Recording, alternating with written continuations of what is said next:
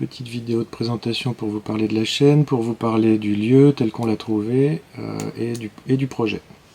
Cette chaîne YouTube, elle me sert à partager mon expérience d'autoconstructeur et aussi à proposer des services d'accompagnement. Donc ici, on va parler de rénovation énergétique, de rénovation thermique, d'autonomie énergétique et aussi de tous les autres métiers du bâtiment qu'on traverse sur un chantier de rénovation. Cette chaîne, elle arrive tardivement puisque ça fait bientôt 3 ans qu'on est en chantier. Donc en plus de cette vidéo de présentation, vous allez trouver des épisodes dans l'ordre chronologique. À partir de l'épisode 1 et par ordre chronologique, vous aurez toutes les phases de chantier que je traverse. Et puis vous trouverez aussi 4 vidéos de l'historique des travaux. Une par tranche du bâtiment et une pour le sous-sol et l'extérieur. Voilà. En parallèle de la chaîne YouTube, j'ai un site internet avec un blog qui couvre toute l'histoire depuis le début du chantier. Cette chaîne et mon blog, ça me sert de vitrine, parce que la motivation de créer la chaîne, c'est aussi de pouvoir proposer des services en autoconstruction, de conseils, d'accompagnement, des formations sur des choses plus spécifiques, comme des outils informatiques, des outils de gestion de projet, ou sur des métiers liés au chantier directement. Ok, donc le lieu. On a la route principale, le chemin d'accès. On arrive sur 4 parcelles, 3 parcelles agricoles et la parcelle de la maison. Principalement de la prairie tout autour, un peu de bois en hauteur. On a pas mal de vieux arbres. Voilà, c'est donc une ancienne ferme qui est composée de 3 bâtiments. Le bâtiment principal où il y avait l'habitation et où il y aura l'habitation.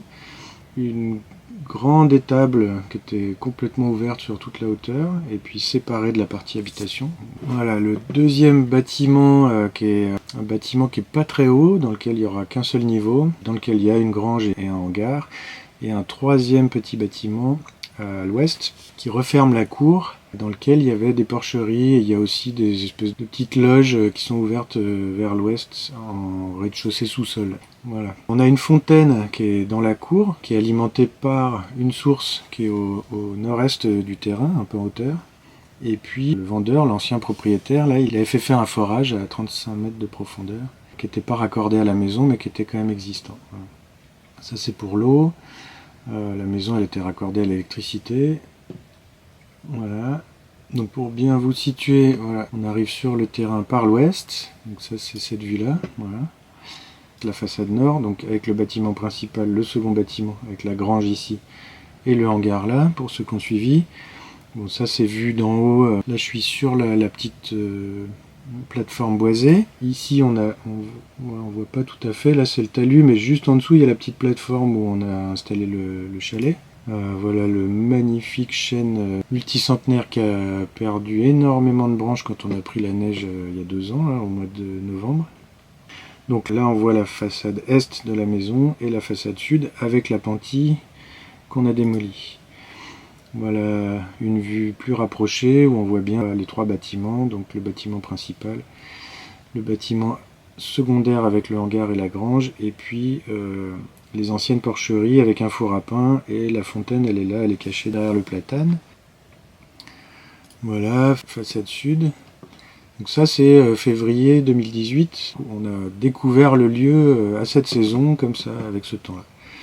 Cette photo-là, je l'ai prise un peu plus tard, c'était pour le dépôt du permis de construire. Donc on a vraiment l'insertion du bâtiment dans le paysage. On est sur 2 petits hectares de terre agricole en zone protégée. Donc voilà, on est assez isolé. On est bien, c'est beau.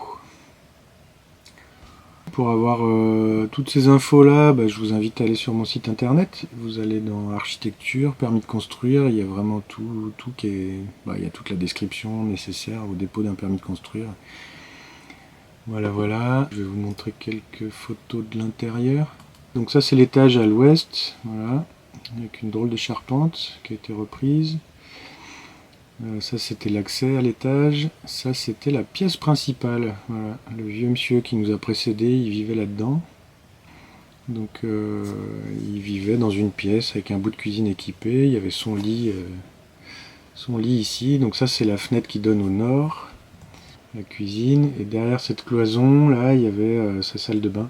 Voilà, sa douche, les toilettes, et voilà, bon, la grande étable à l'est, avec un IPN qui essayait de retenir le mur est qui était poussé par le talus depuis probablement un siècle. Voilà, donc c'était terre battue, la toiture avait été reprise mais pas de volige, pas de pare-pluie. Bon voilà un peu l'état dans lequel on a trouvé les lieux. Ça c'est l'entrée à l'ouest de ce qui est maintenant l'atelier avec dans le prolongement la cave. Voilà, donc ça c'était des étables aussi, tout sur terre battue. On voit un petit peu le système d'eau qu'il y avait à l'époque. On a gardé la cuve, on a gardé le compresseur, mais on a refait tout ce qui se passe par là. Voilà l'état des lieux. Bon, je sais pas où je m'insère, mais j'ai oublié quand même le côté un peu sympathique. L'historique du lieu. C'est une ancienne ferme qui doit probablement dater de la Révolution française. Et nous, on a acheté au neveu du dernier habitant. Donc c'est un lieu qui est devenu une ferme à la Révolution, mais avant c'était une chapelle. Et cette chapelle, elle date probablement de 1200. C'est les informations qu'on a au cadastre. On a appris d'autres choses, mais avec des informations qui datent plutôt de la fin du XVIe siècle. On sait que la chapelle a été modifiée à ce moment-là, et puis ensuite elle aurait été détruite à la Révolution, puis transformée en ferme. C'est un lieu qui était très pratiqué pour les Pentecôtes. La légende de la chapelle, elle raconte que c'est un riche seigneur qui se serait perdu dans les campagnes environnantes, et à la nuit tombée, il était entouré par des bêtes sauvages, et il a prié Notre-Dame de Bon Secours de lui venir en aide, et les bêtes se sont dispersées, et il a retrouvé son chemin. Donc il a fait construire cette chapelle, qui s'appelle Notre-Dame de Bon Secours de Boisvieux. Voilà. Ok, c'est bon pour le lieu. Alors, le projet. Donc on est en face de la façade sud de la maison. Ici on est à l'est et là-bas on est à l'ouest. Les travaux extérieurs, ça a été principalement, je ne vais pas tout vous faire, mais rapido, on a démonté l'appentis qui est ici, qui était l'ancienne entrée de la maison. On rentrait dans la pièce de vie par une petite porte ici qui a été agrandie en baie vitrée. Le sol de l'appentis il a été remonté et on en a fait une terrasse de plein pied avec la pièce principale, et ensuite on a remonté une charpente dans le volume original, voilà, pour faire une terrasse couverte. Et on a aussi décaissé tout ce quart là de la maison, parce qu'il était enfoncé, parce que le talus venait jusqu'à la porte qui est là, qui était condamnée.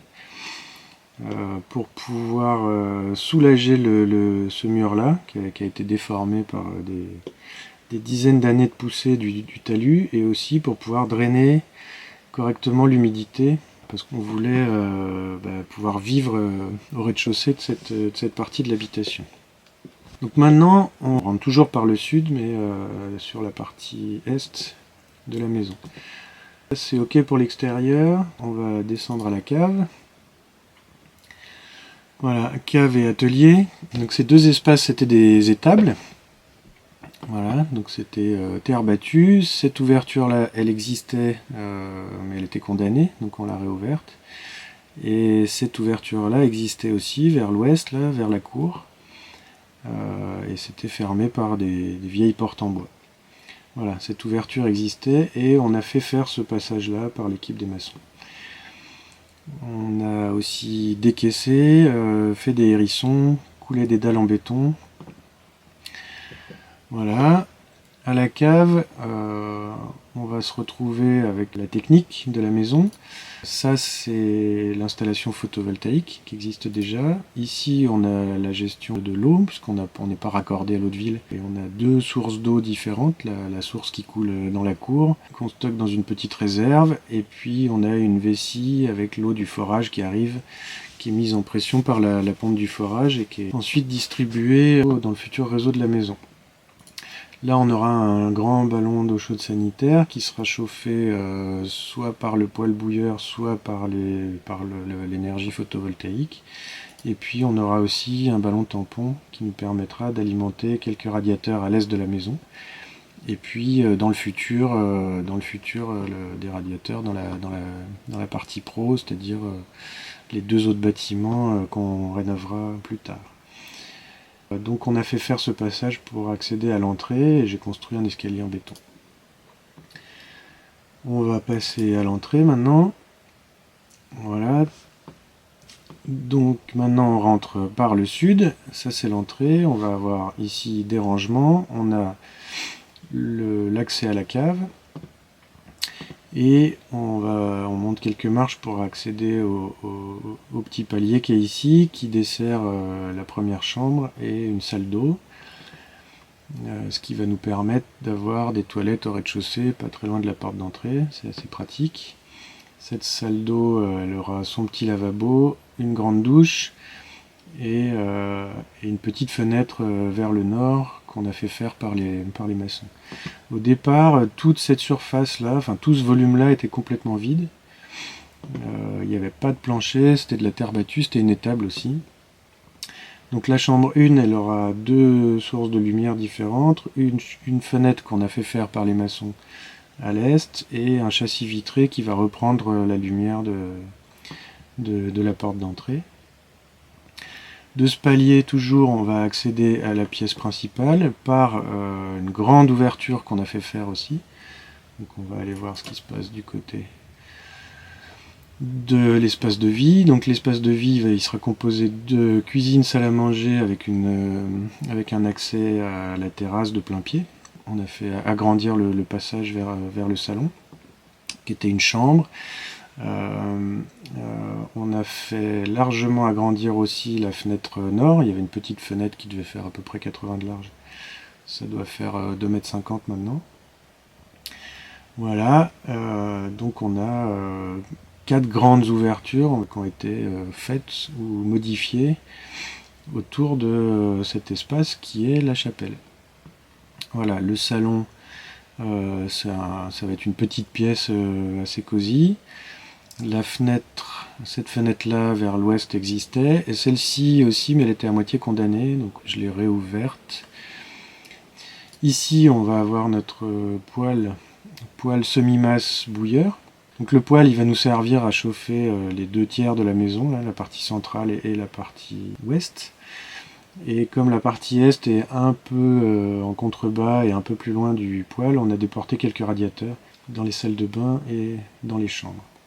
Donc toujours de la pièce de vie, on va pouvoir monter à l'étage par l'escalier cartournant qu'on voit ici. Voilà, on arrive sur un petit palier qui va desservir donc la chambre numéro 2, qui a une grande ouverture au sud qui est un peu basse, et du coup j'ai fait cette petite fenêtre là vers l'est.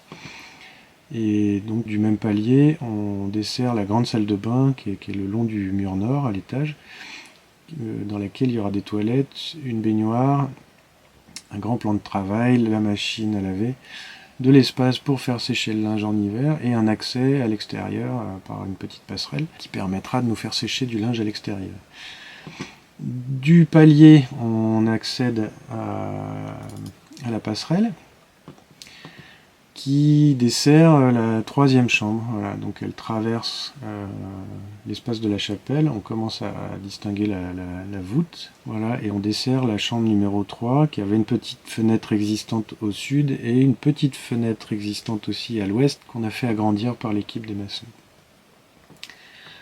Voilà, tout ça pour finir par la toiture, pour vous montrer qu'on a aussi installé un petit Velux pour pouvoir ramener de la lumière dans la cage d'escalier et dans la chapelle, parce que c'est le seul point haut par lequel on pouvait ramener de la lumière. En conclusion, pour tous ceux qui auraient envie de savoir un peu plus précisément ce que je propose comme service, n'hésitez pas à aller sur la page contact de chapelleboisvieux.fr/contact. Vous m'envoyez un message, éventuellement vous me laissez votre numéro de téléphone, puis une heure à laquelle je peux vous rappeler. Je pourrais vous donner des détails sur ma manière de travailler, sur comment on peut envisager une collaboration si ça vous tente.